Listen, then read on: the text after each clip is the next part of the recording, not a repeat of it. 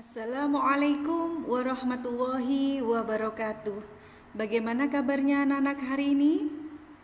Alhamdulillah, mudah-mudahan semua tetap dalam keadaan sehat dan bahagia. Hari ini kita berjumpa lagi. Kita akan belajar tentang tema 3, subtema 1 sampai 3. Sebelum kita lanjutkan, marilah kita awali bersama dengan membaca basmalah. Bismillahirrahmanirrahim.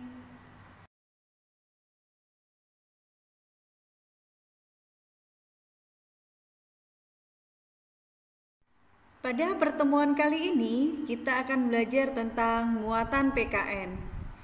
Pada subtema 1, kita akan belajar tentang interaksi sosial, manfaat kerjasama, dan cara menghargai keberagaman.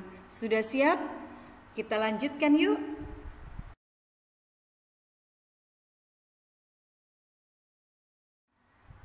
Interaksi sosial. Kita akan pelajari tentang pengertian interaksi sosial. Apa sih interaksi sosial itu? Interaksi sosial adalah hubungan-hubungan sosial yang menyangkut hubungan antar individu atau individu dengan kelompok, atau bisa juga kelompok dengan kelompok. Interaksi manusia dengan lingkungan hidup adalah interaksi antara manusia dengan lingkungan yang terbentuk secara alami.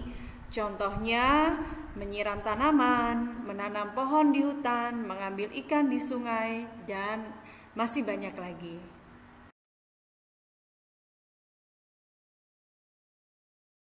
Jenis interaksi sosial. Pada kesempatan kali ini kita akan belajar 3 jenis interaksi sosial. Yang pertama adalah interaksi individu dengan individu. Contohnya adalah makan bersama teman berdua di kantin, atau kita saling bertegur sapa antar teman. Yang kedua, interaksi individu dengan kelompok. Contohnya adalah ketika kita belajar bersama dengan kelompok, kemudian ibu guru mengajar murid-murid di depan kelas. Interaksi yang ketiga adalah interaksi kelompok dengan kelompok. Contohnya bermain sepak bola, tim Indonesia melawan tim Malaysia. Yang kedua, bermain bola basket, tim dari kelompok Bank Mandiri Syariah melawan tim dari Bank BCA. Bisakah anak-anak mencontohkan yang lain? Oke, silakan dicatat di bukunya masing-masing ya.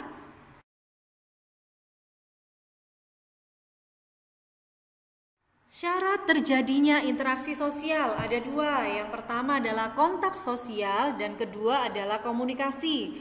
Apa sih kontak sosial?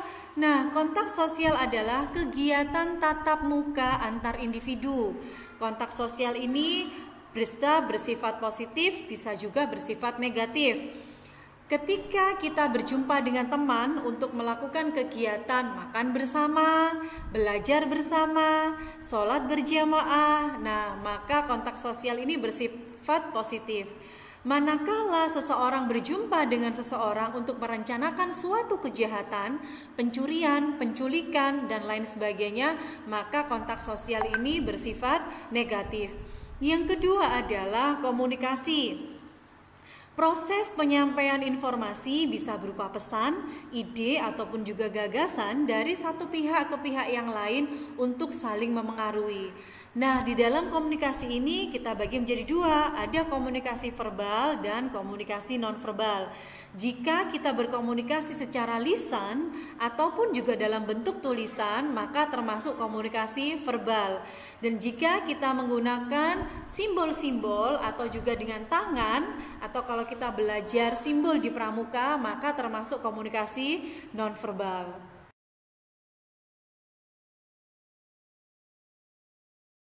Ciri-ciri interaksi sosial. Yang pertama, melibatkan lebih dari 1 orang. 2, adanya komunikasi antara pelaku dengan cara kontak sosial. 3, maksud dan tujuan yang ditentukan jelas. 4, terdapat dimensi waktu, masa lalu, masa kini, dan masa yang akan datang.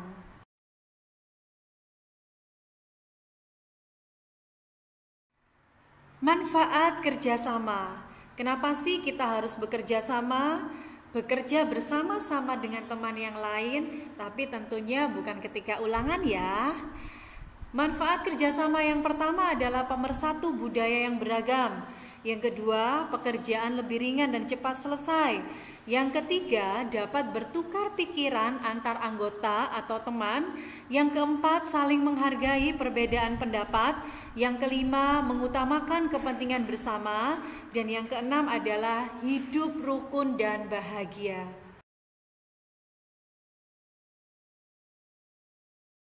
Cara menghargai keberagaman.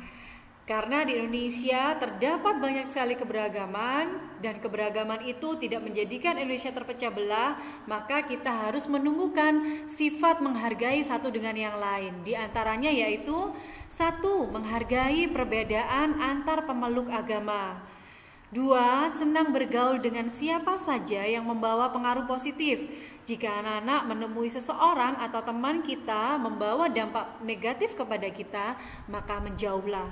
Yang ketiga, bekerja sama dengan semua suku bangsa yang ada di Indonesia. Yang keempat, menghadiri undangan dari siapa saja tanpa melihat status, suku, agama, dan lain sebagainya.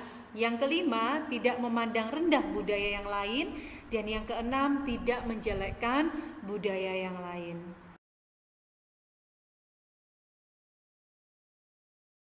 Alhamdulillahirrabbilalamin. Terima kasih anak-anak. Mudah-mudahan apa yang sudah kita pelajari bersama senantiasa menjadi tambahan ilmu yang manfaat dan barokah. Tetap sehat, tetap semangat, tetap bahagia. Mudah-mudahan Allah Subhanahu wa Ta'ala senantiasa ridho dan memudahkan segala urusan kita. Terima kasih. Jumpa lagi di kesempatan yang lain. Assalamualaikum warahmatullahi wabarakatuh.